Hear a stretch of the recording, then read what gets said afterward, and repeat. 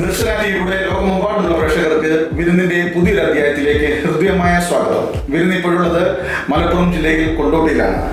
വിരുന്നിന്റെ team ഇപ്പോൾ ഇവിടെ എത്തിയിരിക്കുന്നതിന്റെ പ്രധാന കാരണം ഇന്നത്തെ വിരുന്നിന്റെ എപ്പിസോഡ് ധന്യമാക്കാൻ എത്തിയിരിക്കുന്ന വ്യക്തിത്വം കേരളത്തിൽ തന്നെ അറിയപ്പെടുന്ന സമഗ്ര ചികിത്സാ മേഖലയിൽ തന്നെ അറിയപ്പെടുന്ന ഒരു വലിയൊരു സ്ഥാപനമുണ്ട്. മലപ്പുറം ജില്ലയിൽ കൊണ്ടോട്ടിയിലും അതുപോലെ തന്നെ കോഴിക്കോട് ജില്ലയിലെ ഓമശ്ശേരി എന്ന ഒരു മനോഹര ഗ്രാമത്തിൽ സ്ഥിതി ചെയ്യുന്ന ഒരു സ്ഥാപനം. പറഞ്ഞു വരുന്നത് AMH ഹോസ്പിറ്റൽ ആൻഡ് റീഹാബിലിറ്റേഷൻ സെന്ററിനെ കുറിച്ചാണ്. ഈ ഒരു സെന്ററിന്റെ മാനേജിംഗ് ഡയറക്ടറും കേരളത്തിൽ തന്നെ അറിയപ്പെടുന്ന യുനാനി ഡോക്ടറുമായിട്ടുള്ള ഡോക്ടർ TK മുഹമ്മദ് ഫിറോസിനാണ് വിരുന്നിന്റെ ഇന്നത്തെ അതിഥി. AMH ഹോസ്പിറ്റൽ ആൻഡ് റീഹാബിലിറ്റേഷൻ സെന്ററിന്റെ പ്രവർത്തനങ്ങൾ, പ്രത്യേകതകൾ, തുടക്കം, അതേപോലെ തന്നെ യുനാനിയുടെ ഈ ഒരു കാലഘട്ടത്തിന്റെ പ്രസക്തി എന്നിവയെ കുറിച്ചെല്ലാം അല്പസമയം പങ്കുവെക്കാൻ അദ്ദേഹം നമ്മളോടൊപ്പം ഉണ്ട്. വളരെ സ്നേഹത്തോടുകൂടി ആദരവോടുകൂടി തന്നെ സ്വാഗതം ചെയ്യാം ഡോക്ടർ TK മുഹമ്മദ് ഫിറോസ് സാറിനെ വിരുന്നിലേക്ക്. സാർ നമസ്കാരം. Thank you.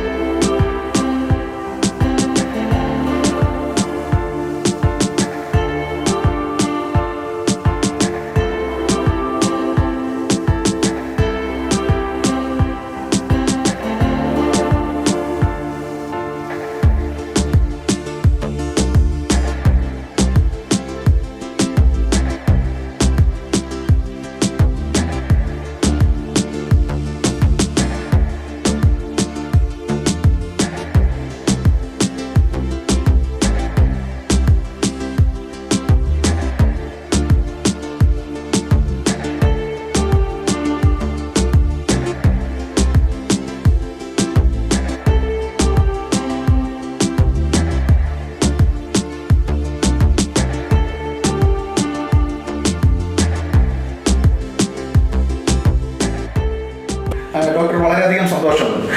കാരണം AMH ഒരു സമഗ്ര ചികിത്സാലയമാണ്.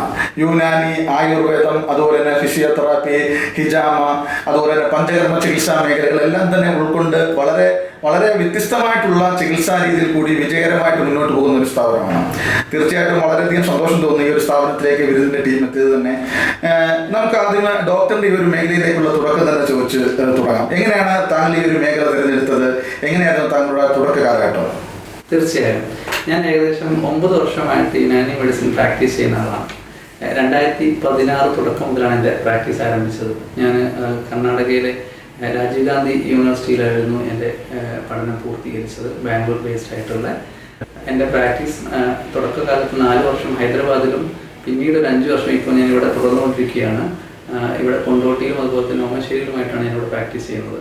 ഓക്കെ ഡോക്ടർ, ഈ ഒരു യുനാനി മേഖലയിലേക്ക് എത്തുമ്പോൾ നമുക്ക് ആദ്യം യുനാനി എന്നൊരു ചികിത്സാ സമ്പ്രദായം, ഇപ്പം എനിക്ക് തോന്നുന്നു ലോകത്തിൽ തന്നെ രണ്ടാമത് നിൽക്കുന്ന ചികിത്സാ സമ്പ്രദായമാണെന്ന് തോന്നുന്നു അല്ലേ യുനാനി. അപ്പോൾ നമ്മുടെ പ്രേക്ഷകർക്ക് വേണ്ടി യുനാനിയുടെ ആ ഒരു തുടക്കം, യുനാനി എങ്ങനെയാണ്, പിന്നെ നമ്മളുടെ എവിടെയാണ് ഇതിൻ്റെ സ്റ്റാർട്ടിങ്, അല്ലെങ്കിൽ യുനാനി കൊണ്ട് നമ്മുടെ മനുഷ്യ ശരീരത്തിൽ ഉണ്ടാകുന്ന ഗുണങ്ങൾ എങ്ങനെയാണ് താങ്കളുടെ അഭിപ്രായത്തിൽ യുനാനിയെ കുറിച്ച് പറയാനുള്ളത്?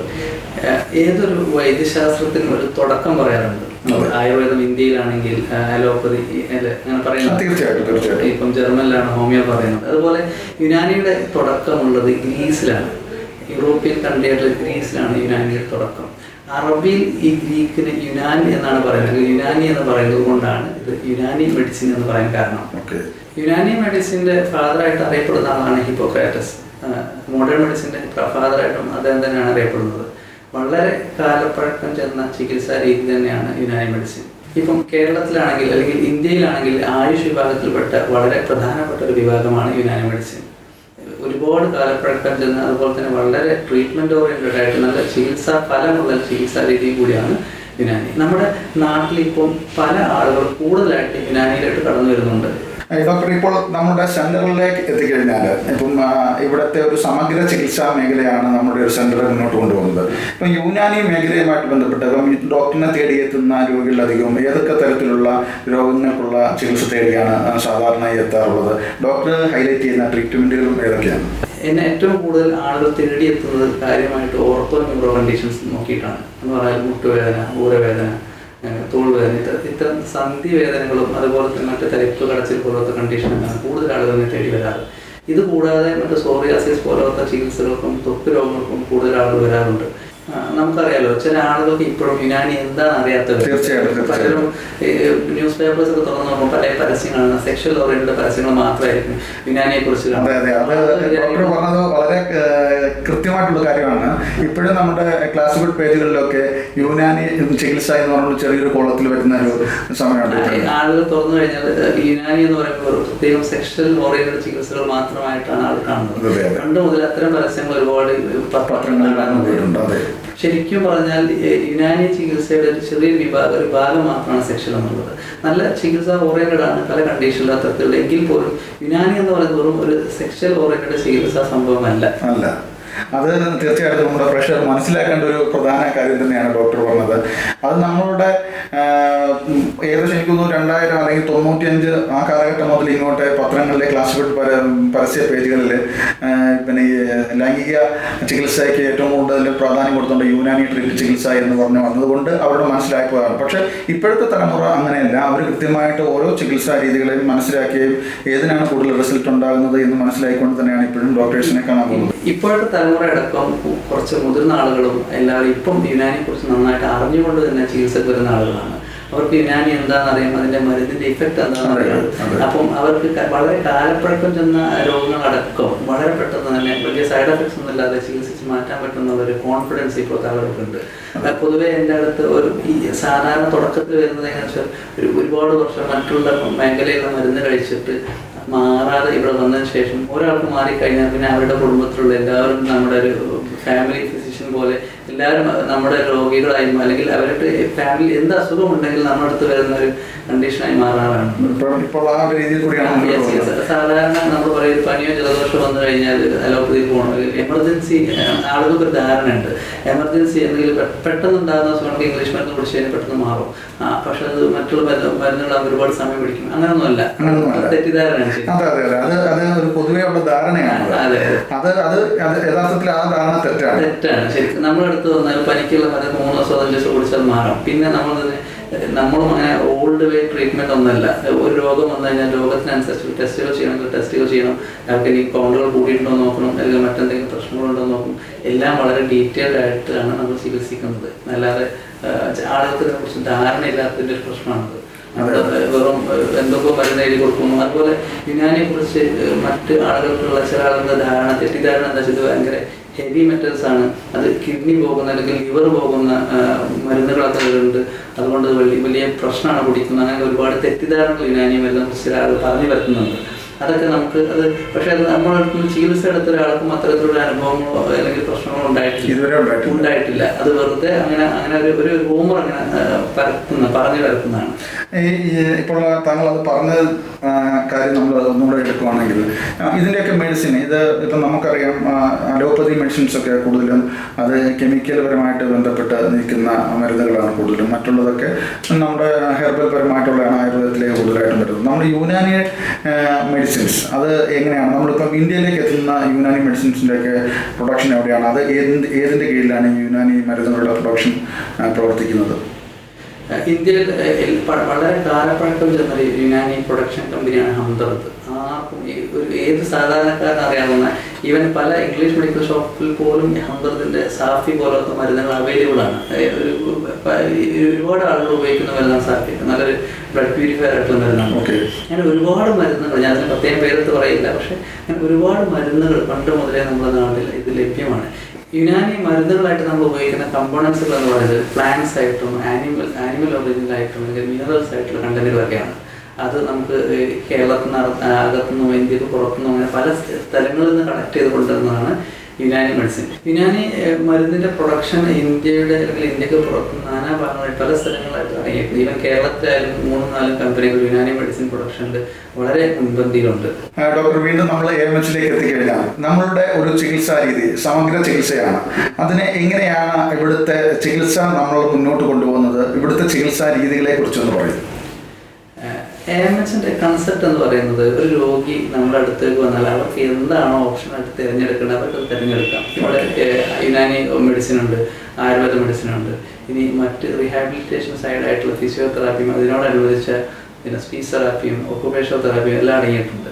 അപ്പോൾ ഒരാൾ ഇവിടെ വന്ന് അഡ്മിറ്റ് ആവുകയാണെങ്കിലും അല്ലെങ്കിൽ ഒരാൾക്ക് വന്ന് കാണിച്ചു പോവുകയാണെങ്കിലും എന്താണോ അവരുടെ ആവശ്യം അവർക്ക് തിരഞ്ഞെടുക്കാവുന്നതാണ്. അതാണ് ഇതിൻ്റെ ഏറ്റവും ഈസി. അതുകൊണ്ടാണ് AMH അങ്ങനെ ഒരു ഇൻ്റഗ്രേറ്റഡ് സെറ്റപ്പായിട്ട് നമ്മൾ എല്ലാം ഒരുമിച്ച് ഒരു സ്ഥാപനത്തിന് കീഴിലാക്കാനുള്ള കാരണം. ഈ ഇപ്പോൾ നമ്മൾ യൂനാനിയും ആയുർവേദമുണ്ട്. ആ യൂനാനി ചികിത്സയും ആയുർവേദ ചികിത്സയും തമ്മിൽ അതിനെ നമ്മൾ സമന്വയിപ്പിച്ചാണ് ഇവിടെ മുന്നോട്ട് കൊണ്ടുപോകുന്നത്. ഇത് തമ്മിലുള്ള വ്യത്യാസം എന്തെങ്കിലും ഉണ്ടോ? ഇതിന്റെ തിയറി പറയുകയാണെങ്കിൽ യുനാനിയിൽ സാധാരണ ചതുർദോഷ അല്ലെങ്കിൽ ചതുർഭുജ സിദ്ധാന്തമായിട്ടും ആയുർവേദത്തിൽ ത്രിദോഷ സിദ്ധാന്തം എന്നാണ് പറയുന്നത്. അത് 3 ദോഷങ്ങളായിട്ട് 4 ദോഷങ്ങളായിട്ടാണ് നമ്മൾ തിയറി പ്രകാരത്തിൽ മാറ്റമുള്ളത്. ശരിക്കും നമ്മൾ ഇതിന് ആളുകൾക്ക് ഒന്നുകൂടി മനസ്സിലാക്കുന്ന രീതിയിൽ പറഞ്ഞു കഴിഞ്ഞാൽ മരുന്നിന്റെ പ്രൊഡക്ഷൻ അല്ലെങ്കിൽ മരുന്നിന്റെ പ്രിപ്പറേഷനിൽ ചെറിയ മാറ്റങ്ങൾ ഉണ്ടായിരിക്കും. ഇപ്പൊ ആയുർവേദത്തിൽ അവർ പിന്നെ ചില എത്തനോളുകൾ അല്ലെങ്കിൽ അരിഷ്ടം, കഷായം ഇത്തരം കണ്ടന്റുകളൊക്കെയായിരിക്കും അവർ ആയുർവേദത്തിൽ ഉപയോഗിക്കുന്നത്. യുനാനി പൊതുവെ നമ്മളതിനെ ഷർബത്തായിട്ടും ചില അർക്കുകളായിട്ടുണ്ട്, എക്സ്ട്രാക്റ്റുകളായിട്ടുള്ളത്, ഷർബത്തുകളായിട്ട് മാജുനുകൾ എന്ന് പറഞ്ഞ ലേഹ്യങ്ങളായിട്ടാണ് നമ്മൾ കൂടുതലും യുനാനി മെഡിസിൻ അതിനെ കൺവേർട്ട് ചെയ്യുന്നത്. ഇപ്പം നമ്മൾ അതിനെ ഒന്നും കൂടി അഡ്വാൻസ്ഡ് ആയിട്ട് ഈ ലേഹ്യങ്ങളെ തന്നെ അതേ കണ്ടന്റ് ടാബ്ലറ്റ് ഫോമിലോട്ട് കൺവേർട്ട് ചെയ്തിട്ട് ഉപയോഗിക്കുന്നുണ്ട്. ആളുകൾ അത് ഉപയോഗിക്കാൻ വളരെ ഈസി ആകാൻ വേണ്ടിയിട്ട് കാലത്തിനനുസരിച്ച് നമ്മൾ പ്രൊഡക്ഷനിൽ മാറ്റം വരുത്തി, അതിൻ്റെ ഫോമിൽ മാറ്റം വരുത്തി. ഇപ്പം ആളുകൾ ഷുഗറുള്ള ആളുകളാണെങ്കിൽ അവർക്ക് മധുരമുള്ള മരുന്നുകൾ കൊടുക്കാൻ പറ്റാത്തതുകൊണ്ട് അതിനനുസരിച്ചുള്ള മാറ്റങ്ങൾ വരുത്തിയിട്ടാണ് ഉപയോഗിക്കുന്നത്. അതുപോലെ തന്നെ യുനാനിയിൽ നമ്മൾ സാധാരണ 4 ഹ്യൂമേഴ്സ് ആയിട്ടാണ് പറയുന്നത്. രക്തം, കഫം, കറുത്ത പിത്തം, മഞ്ഞപ്പിത്തം എന്ന് പറയുന്ന 4 ഹ്യൂമേഴ്സ്. ഇതിലുണ്ടാകുന്ന എന്തെങ്കിലും ഏറ്റക്കുറച്ചിലുകൾ അല്ലെങ്കിൽ ഇംബാലൻസ് ആണ് നമ്മളൊരു രോഗമായിട്ട് കണക്കാക്കപ്പെടുന്നത്. ശരിക്കും ഒരു രോഗിയെ നമുക്ക് അവരുടെ നരമ്പ് പിടിച്ചിട്ട് പൾസ് പിടിച്ചിട്ട് നമുക്കത് എന്താണെന്ന് അവർക്ക് ബുദ്ധിമുട്ടെന്ന് പരിധി വരെ നമ്മൾ അവരുടെ ലക്ഷണങ്ങളടക്കം നോക്കി നമുക്ക് പറയാൻ പറ്റാറുണ്ട്. ഡോക്ടർ, അതുപോലെ നമ്മുടെ AMHലുള്ള മറ്റ് ചികിത്സാ രീതികളെ കുറിച്ച് പറയുകയാണെങ്കിൽ എന്തൊക്കെ തരത്തിലുള്ള ചികിത്സകളാണ് മുന്നോട്ട് കൊണ്ടുപോകുന്നത്? AMHൽ പൊതുവെ ചികിത്സ തേടിയെത്തുന്ന ആളുകൾ പൊതുവെ അസ്ഥിസന്ധി രോഗങ്ങൾ, ന്യൂറോളജി വിഭാഗം, കഫരോഗങ്ങൾ, ത്വക്ക് രോഗങ്ങൾ, മറ്റ് വാതരോഗങ്ങൾ, ലൈംഗിക രോഗങ്ങൾ, ഇത്തരം കണ്ടീഷൻസിനൊക്കെയാണ് പൊതുവെ വരാറ്. ഇതുകൂടാതെ എൻ്റെ അടുത്ത് വളരെ സ്പെഷ്യലായിട്ട് ഒരുപാട് സ്പോർട്സ് ഇഞ്ചുറി കേസുകൾ നന്നായിട്ട് വരാറുണ്ട്. ഞാൻ നന്നായിട്ട് ചികിത്സിക്കുന്ന ഒരു വിഭാഗമാണ് സ്പോർട്സ് ഇഞ്ചുറീസ്. സ്പോർട്സ് ഇഞ്ചുറീസ് ഇപ്പോൾ ടർഫുകൾ വളരെ കൂടുതലായതുകൊണ്ട് സ്പോർട്സ് ഇഞ്ചുറീസും വളരെ കൂടുതലാണ്. ലിഗമെന്റ് ഇഞ്ചുറികൾ, സ്പ്രെയിൻ ആയാലും ട്വിസ്റ്റ് ആകുന്നതും ജോയിന്റ് ആംഗിൾ സ്പ്രെയിൻ ആകുന്ന കണ്ടീഷൻസ് ഒക്കെ വളരെ കൂടുതലാണ്. അത് അതിന് മറ്റൊരു കാരണം നമ്മുടെ നാട്ടിലുള്ള ഈ ടർഫുകളൊന്നും അത്ര ക്വാളിറ്റി ഉള്ളതൊന്നുമല്ല. ശരിക്കും അതിൽ യൂസ് ചെയ്യേണ്ട കുഷ്യൻസ് ഒന്നും കറക്റ്റ് അല്ല. അതുകൊണ്ട് തന്നെ അതിൻ്റെ ബോഡി വെയിറ്റ് അബ്സോർബ് ചെയ്യാനുള്ള കപ്പാസിറ്റി കുറയുന്നതുകൊണ്ട് തന്നെ നമ്മൾ ഈ പറയുന്ന പിന്നെ ബൂട്ടൊക്കെ യൂസ് ചെയ്ത് ചെയ്യുമ്പോൾ വലിയ ബുദ്ധിമുട്ടാണ്, പെട്ടെന്ന് ഇഞ്ചുറി ഉണ്ടാവും. അത് മാത്രമല്ല ടർഫിൻ്റെ എണ്ണം കൂടിയത് കൊണ്ട് തീരെ കളിക്കാതെ വളരെ പ്രായം കൂടിയ ഗൾഫിൽ നിന്ന് വരുന്ന ആളുകളടക്കം പോയിട്ട് ഫുട്ബോൾ കളിക്കും. അത് മൂലം പെട്ടെന്ന് അവർക്ക് ഇഞ്ചുറി ഉണ്ടാവും. അത് പ്രത്യേകം ഫിസിക്കലി അതിന് ട്രെയിൻഡ് ആയിട്ടുള്ള ആളുകളോ അല്ലെങ്കിൽ പ്രത്യേകം വാമപ്പ് ചെയ്യുന്ന ആളുകളോ അല്ല. അവർ വന്ന് പെട്ടെന്ന് അങ്ങ് ടർഫിൽ പോയിട്ട് കളിച്ച് ഒരുപാട് ഇഞ്ചുറി ആയിട്ട് അങ്ങനെ പെട്ടെന്ന് അത്രയും 45 എബോവ് ഉള്ള കേസുകളടക്കം നമുക്ക് ഇങ്ങനെ സ്പോർട്സ് ഇഞ്ചുറീസ് ആയിട്ട് വരുന്നുണ്ട്. നമ്മുടെ സെന്ററിലേക്ക് ഇപ്പൊ ഡോക്ടറിനെ ഇപ്പൊ നമ്മൾ കാണുന്നത് മനസ്സിലാക്കിയത് ഇപ്പം ഡോക്ടറിന്റെ ഈ ഒരു സമീപ പ്രദേശങ്ങളിൽ നിന്ന് മാത്രമല്ല പിന്നെ ദൂരപ്രദേശങ്ങളിൽ നിന്ന് വരും ദൂരപ്രദേശം എന്ന് പറഞ്ഞാൽ നമുക്ക് ഓൺലൈൻ കൺസൾട്ടേഷൻ ഉണ്ട്. അതുപോലെ നമ്മുടെ പരസ്യങ്ങളോ മറ്റു വീഡിയോസ് കണ്ടിട്ട് മറ്റ് നമ്മുടെ രോഗികളുടെ ഒപ്പീനിയൻസ് കാര്യങ്ങളൊക്കെ കണ്ടിട്ട് ഒരുപാട് ദൂരത്ത് നിന്ന് ആളുകൾ വരാറുണ്ട്. ചുറ്റുവട്ടത്തു നിന്ന് ആളുകൾ അങ്ങനെയുള്ള രീതിയല്ല, കേരളത്തിൽ നിന്ന് പുറത്തും നമുക്ക് ഒരുപാട് പേഷ്യൻസ് വരാറുണ്ട്. ഇപ്പോൾ നമ്മൾ ആദ്യം പറഞ്ഞ ഈ സ്പോർട്സ് സെഞ്ചുറി ഒക്കെ എടുക്കുകയാണെങ്കിൽ മലപ്പുറത്ത് സ്പോർട്സ് താരങ്ങളുടെ എണ്ണം കൂടുതലാണ്. പ്രത്യേകിച്ച് മലയാളികൾക്ക് പരിചയപ്പെടുത്തേണ്ട ഒരു ആവശ്യമില്ലാത്തൊരു കാര്യമാണ് മലപ്പുറത്തിൻ്റെ ഫുട്ബോൾ സ്നേഹം. അപ്പോൾ അതിൽ നിന്നും ഒരുപാട് പിന്നെ പേഷ്യൻസ് നമ്മുടെ സെൻറ്ററിലേക്ക് എത്താറുണ്ട്. അതുപോലെ തന്നെ നമ്മുടെ മറ്റുള്ള ട്രീറ്റ്മെന്റ് രീതികളെ കുറിച്ച് പറയുകയാണെങ്കിൽ എന്തൊക്കെയാണുള്ളത്? ഇവിടെ വരുന്ന രോഗികളുടെ അവരുടെ രോഗത്തിനനുസരിച്ച് നമ്മൾ ട്രീറ്റ്മെന്റുകൾ തിരഞ്ഞെടുക്കാന്ന് പറയുമ്പോൾ ചിലപ്പോൾ അവർക്ക് മരുന്ന് മാത്രം പോരായിരിക്കും. ചില ഉഴിച്ചിലുകളോ കിഴികളോ അല്ലെങ്കിൽ മറ്റ് കപ്പിംഗ് തെറാപ്പി, ഹിജാമ പോലത്തെ തെറാപ്പികൾ നമ്മൾക്ക് കണ്ടീഷൻ അനുസരിച്ച് കൊടുക്കേണ്ടി വരും. അപ്പം ആ രോഗികളുടെ അവസ്ഥക്കനുസരിച്ച് നമ്മുടെ രോഗം ചിലപ്പം ചികിത്സകൾ 7 ദിവസമോ 14 ദിവസമോ 21 ദിവസമോ ചിലപ്പോൾ അഡ്മിറ്റ് ആയിട്ടോ അല്ലാതെയൊക്കെ അവിടെ രോഗികൾ ചികിത്സിക്കാറുണ്ട്. ഓക്കെ, അപ്പോൾ ഹിജാമൊക്കെ ചില ആളുകൾ നമ്മൾ വെൽനസ് തെറാപ്പി എന്നുള്ള രീതിയിൽ നമ്മുടെ അടുത്തുള്ള ആളുകൾ ഈ NHന്റെ സൈഡിലായിട്ട് ആളുകൾ നേരെ പോകുമ്പോൾ ബോർഡ് കാണും, അവിടെ കയറും. പിന്നെ ഉഴിച്ചിലായിട്ടും ഹിജാമായിട്ട് വെറുതെ വെൽനസ് ആയിട്ട് ചെയ്തു പോകുന്നവരുണ്ട്. അത് വൺ ഡേ ആയിട്ട് ചെയ്തു, ചെറിയ പാക്കേജ് ആയിട്ട് എല്ലാം ഒരുമിച്ച് ചെയ്യാറുണ്ട് നമ്മൾ.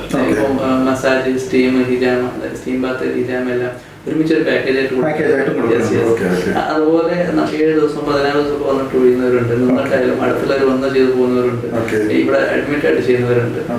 ഇതൊക്കെ നമ്മുടെ ചികിത്സാ രീതിയുടെ ഭാഗമായിട്ടാണ്. ചില ആളുകൾക്ക് നമ്മൾ അഡ്മിറ്റ് ആയി ചെയ്യുന്ന സമയത്ത് ഈ ഒഴിച്ചിലും അതിനോട് കൂടെ തന്നെ ഫിസിയോതെറാപ്പി ഒരുമിച്ചാണ് കൊടുക്കാറ്. അങ്ങനെ കൊടുക്കുമ്പോൾ ചിലപ്പം മസിൽ വീക്ക്നെസ് ഉള്ള ഭാഗങ്ങൾക്ക് നമുക്ക് ഫിസിയോതെറാപ്പി സ്ട്രെങ്തൻ ചെയ്യേണ്ടി വരും. അതുപോലെ മറ്റ് നീർക്കെട്ട് കണ്ടീഷൻസ് ഒക്കെ ആണെങ്കിൽ നമുക്ക് ഒഴിച്ചിൽ കൊണ്ട് തന്നെ നീർക്കെട്ട് മാറ്റേണ്ടി വരും.